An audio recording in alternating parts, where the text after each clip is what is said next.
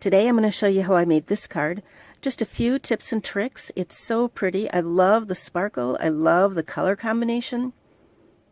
This is made with the Flourishing Thinlits. The stamp is from one of the new stamp sets, but you could put any stamp in here. I just want to show you what I did with the Flourishing Thinlits, a couple of tips and tricks, and the inside. So first I just have a couple of quick things to share about using the any set of framelits. When they come on a card like this and you remove pieces and you've got lots of different pieces that are going to go back in the envelope, I'm always afraid that I'm going to miss one of them. So I like to outline them on my card. That way if I see an empty spot, I know I have a missing die sitting someplace on my work counter. These are the two pieces I'm going to use on the card. And if you've watched any of my videos in the past, you'll know that I like to die cut from the back side of my glimmer paper. There's so many little pieces on the front that sometimes that cutting edge just isn't deep enough to go through all of them and still cut through the plastic on the back. So as long as it's not a word or something that really makes a difference on the fact that it's going to be reversed when you cut it from the back, I always like to do my die cutting from the back. The pieces are die cut. They're ready to go on the card. Now this one is longer across than the card is, so I'm going to have to trim it down a little bit. But the symmetry of this design makes it perfectly easy to cut.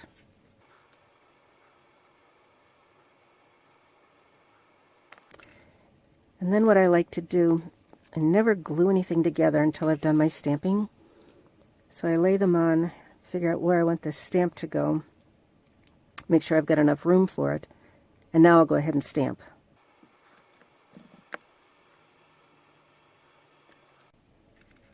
This is going to be white heat embossed. I heat set that off camera for you, but just look how pretty that is.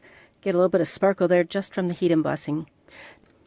So let's talk about how you adhere something like this that has really tiny little parts like that.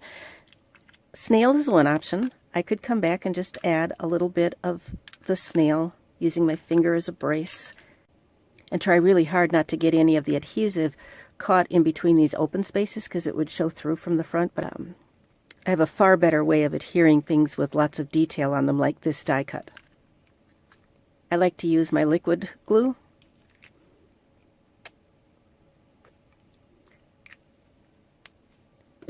I have one sponge dauber that's dedicated just to this process, but you just get some on the sponge dauber and dab it on the back. Perfect. This is a very sticky glue. It works really well on tiny little surfaces like that. And I'm going to hold it with a tweezers. It's a better tool for getting it placed.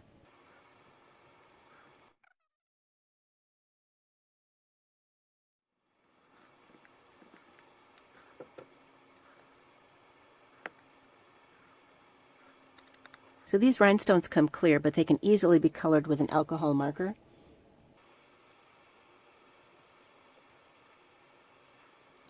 Stampin' Up's alcohol markers are called Stampin' Blends. There's a whole variety of different colors to choose from. I chose the rich raspberry dark for my rhinestones. Rhinestones are great. They're self-adhesive. Slip them a little bit sideways, put a pokey tool underneath, and move them where you need them to be.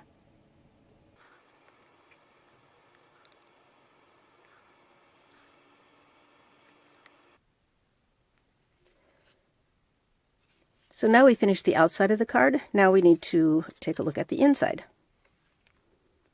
Since I used a stamp from this stamp set for the front of the card, I've decided I'm going to use another one from this stamp set on the inside. And I just wanted to show you one more thing before I put this one away. These new cling stamps are very sticky, and you do have to be careful as you're pulling them off the block because you risk actually tearing this foam apart. They are so sticky. You're going to love how sticky they are and how they don't fall off the blocks when you're using them.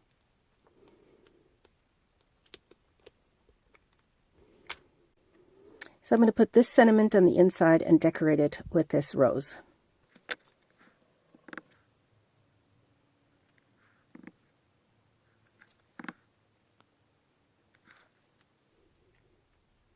I stamped that in Memento ink because I'm going to be coloring it with the Stampin' Blends. These are alcohol markers, and so there's some solubility issues between inks as to what you should use for your your line drawing that you're going to come back and color with.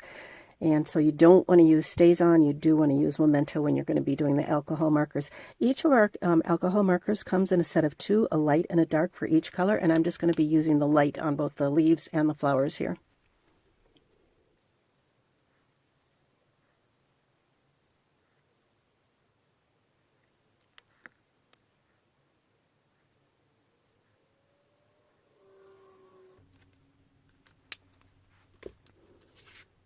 Very quick and easy and simple stamping, but it really dresses up the inside of the card. So here's the outside of the card, and here is the inside of the card. So thank you for stopping by today. If you enjoyed this, I would encourage you to subscribe to my channel, then you'll get notifications of future projects, and I would also ask you to share it on Facebook so that your friends can see it as well.